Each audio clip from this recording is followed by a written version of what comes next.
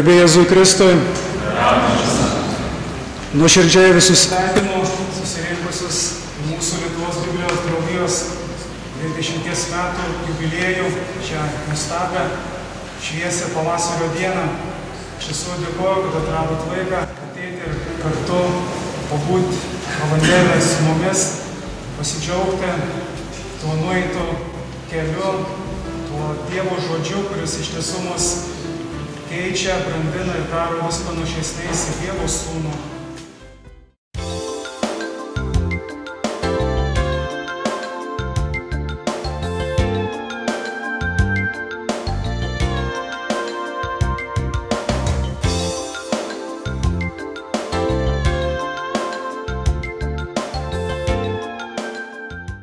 Lietuvos Respublikos vyriausybės vardu sveikinu Jūs visus Lietuvos Biblijos draugijos steigėjus, bendradarbius ir bičiulius draugijos veiklos 20 metų sukakties proga. Biblija yra ne tik unikali visos žmonijos religinio ir kultūrinio paveldo dalis. Tai šventasis raštas, kuriame judėjų ir krikščionių tikintieji suranda Dievo žodį, apreiškimą ir tiesą. Vyriausybės vardu ministras pirmininkas Andrius Kubilius. Jau prieš 22 metus, kada Smodalas čia atvyko į žvalgybą. Bet jis pamažu susitikęs su įvairių bažnyčių atstovais, su kuriais jam pavyko, ne su visais iš karto pavyko. Jis keletą kartų čia važinėja nuo 90 metų vasario ir aiškinasi, kokios galimybės, kaip tos bažnyčios žiūrėtų, jeigu čia būtų įkurta Lietuvoje Biblijos draugija.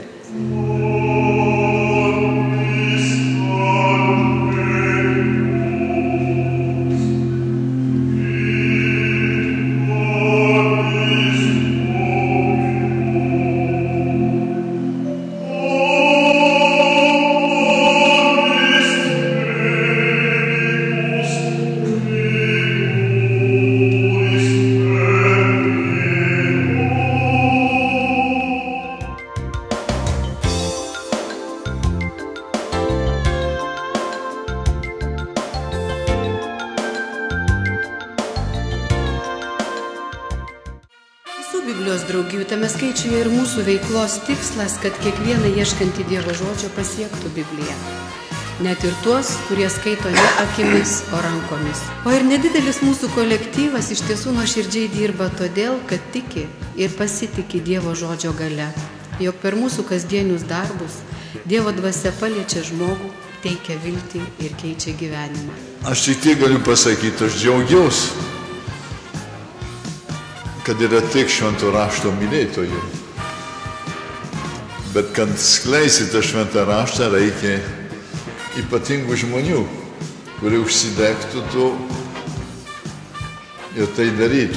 Tai aš linkiu visiems mylėti tą šventą raštą, skaityti, o Biblijos draugija būtų kaip tas variklis, kuris padeda žmonėms prisidėti prie to švento rašto.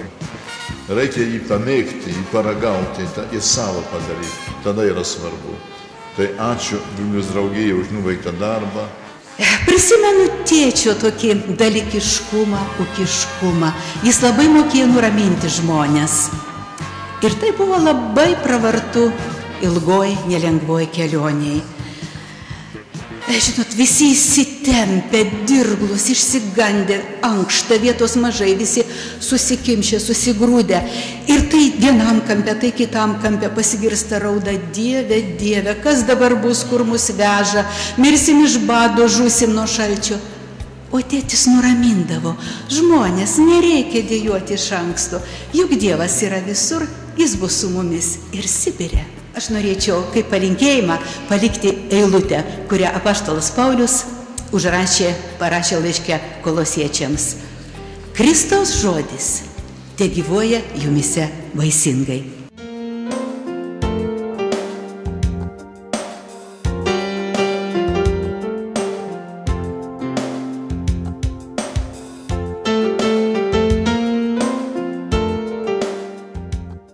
Mylimi broliai ir seserys Kristuje, garbūs svečiai.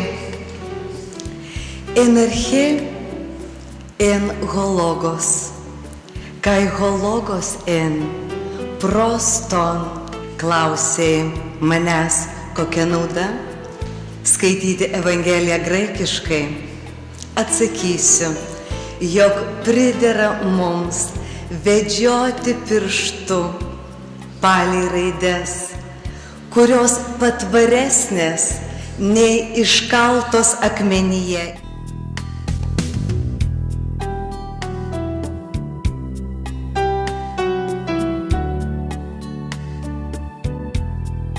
Taigi Biblija yra svarbus universalios žmonijos kultūros istorijos ir jos evoliucijos dokumentas. Biblija yra įdomi įvairioms mokslo sritims, tokių mokslų sritims, kurių metodas reikalauja tikslumo ir davinių aiškumo. Kuomet Bibliją atsiverčiame kaip tikėjimo knygą, ji mus anksčiau ar vėliau išmuša iš kasdienybės ir drąsina leistis vėlgi labai neįprasta kryptimi. Klausimų kas tai ir kodėl taip kryptimi.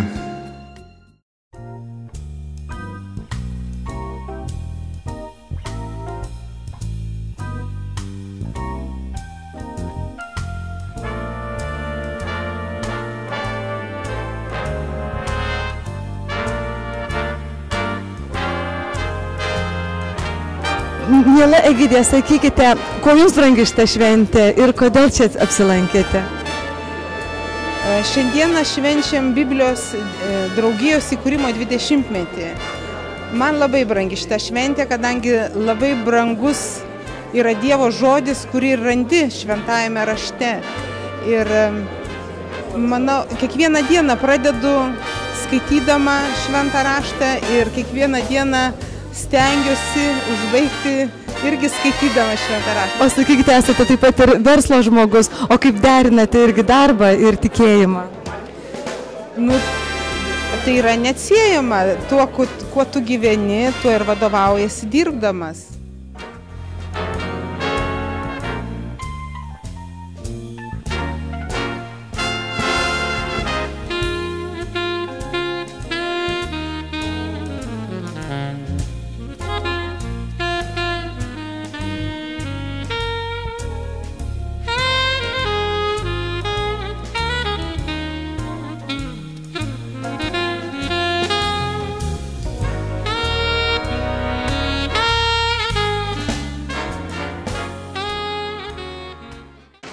Brangūs broliai ir seserys Kristuje, Nehemijos knygos žodžiais galime tarti, kad ši diena yra šventa viešpačiui mūsų Dievui. Nebūkime liūdni, nes džiugesys viešpatyje yra mūsų stiprybė. Išties šiose Padėkos dienėse pamaldose susirinkome švęsti ir dėkoti Dievui. Lietuvos Biblijos draugija per tuos 20 metų už daug ką yra dėkinga viešpačiui.